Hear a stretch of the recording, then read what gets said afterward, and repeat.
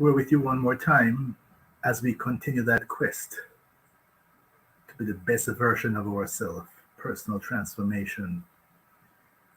It is the most important thing that we do. And as we say, the ultimate quest.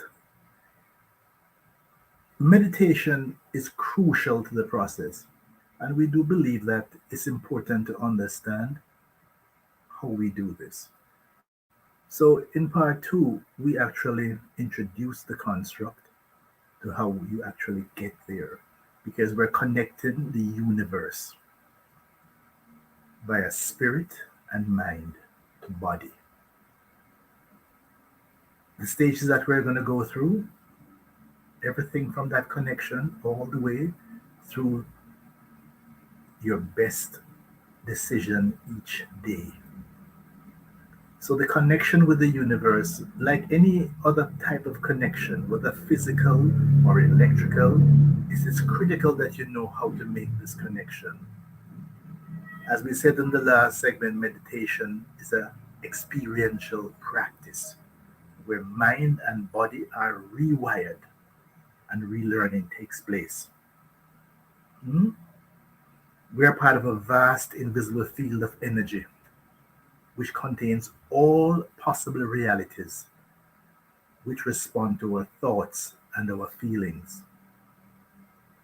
This is a mean for us to beyond the analytical mind so we can access the subconscious. This is where our bad habits and behaviors that we want to change reside. So we must be able to access it. Meditation opens the door between the conscious and subconscious mind. When we meditate, we enter the operating system of the subconscious and can change them to more productive modes to support our daily lives.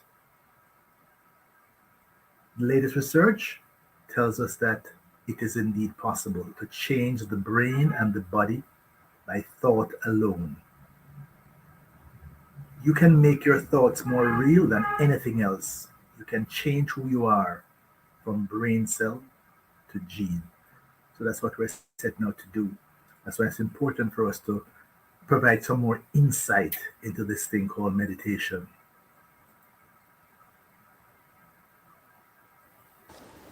Now, where does one meditate? You can plug in to the source any safe place that you choose. The best thing is that you are undisturbed. I like to remind people that, there are many forms of meditation where you can use the particular act to do just that, to tune in. For example, reflection, contemplation, prayer, believe it or not, prayer. The only problem as such, but prayer is a conversation for many people with God. But they end up doing all the talking. If they would only just listen. The ultimate prayer for me is, speak, Lord, thy servant hear it, that I am ready to listen. Eating, you can eat meaningfully, taking your time, totally be one with that which you consume. Absorbing not just the nutrients, but all the energy that went into creating that meal. Walking, this is my favorite. Most mornings I do a 5K in solitude, first thing in the morning. Do you understand what that does? It puts you in a space where you're walking, a safe space, and the mind is clear. I achieve larger spaces between my thoughts. By the end of the walk, the amount of new insights, breathing, just by, again, the breath that comes in and goes out. And finally, mantras. Now, sometimes we combine a number of these things to achieve the goal. When to meditate? I believe the best times are first thing in the morning, upon waking, before you start becoming confounded with all the information flowing from other sources, get in touch with you.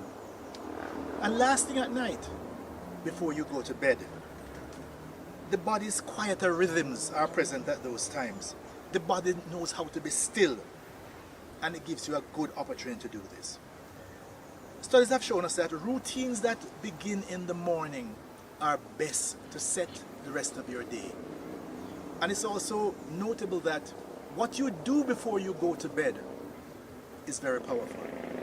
No TV, no news, no excitement to get you all tuned up. If you take the book of Job 33, verses 15 to 16, what does it say? In a dream, in a vision of the night, when deep sleep falleth upon men, in slumbering upon the bed, then he openeth the ears of men, and sealeth their instruction. As a child, you learn this thing, now I lay me down to sleep. And you request guidance through the night. So beware of the last thoughts in your mind before you go to sleep, because it sets the agenda for what happens while you're asleep, and it makes those things literally possible.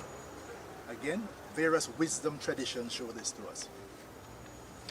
What do thoughts have to do with meditation? Earlier we talked about the space between the thoughts, but guess what? 80% of what you do as an adult by the time you're age 35 is based on habits. It's almost independent of what you're thinking. Habits. It is estimated that 70,000 thoughts pass through your mind each day. Now we're talking about the space between the thoughts. So can you imagine how those thoughts crowd out that space? Most of them are the same thoughts that passed through your mind the day before. So just imagine that loop that keeps going on and on and on, around and round. Thoughts eventually drift, almost like a dance coming in and out of your mind, taking you places. But do you capture them? Can you draw on them? You don't have to try to do anything with the thoughts. Let them come and go as you enter into meditation. Let them be. If you find yourself thinking about something that you're locked into, just return to the focus, onto the awareness of your breath. So that's where the different forms of meditations are useful. Just to focus on the breath of life coming in and going out. You'll see slip back into that space between the thoughts as the thoughts slip away. The epitome of what we're calling mind-body medicine is that process that reminds us that the trillion cells, or more accurately, the trillions of cells in your body are constantly eavesdropping on your thoughts and emotions. Just imagine that. Everything you think, everything you feel is now processed by every cell in your body. Think about it. You hear a sharp noise. You are excited or you're frightened. Your heart rate immediately responds. Your pulse goes up. Probably you start sweating. Just imagine all of those triggering what else is happening. Things can be good, things can be bad, as triggered by your thoughts.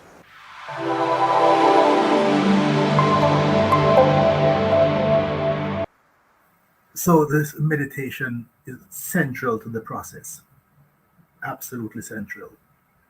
Now we take a break and we come back with some final thoughts on meditation. Back with you shortly.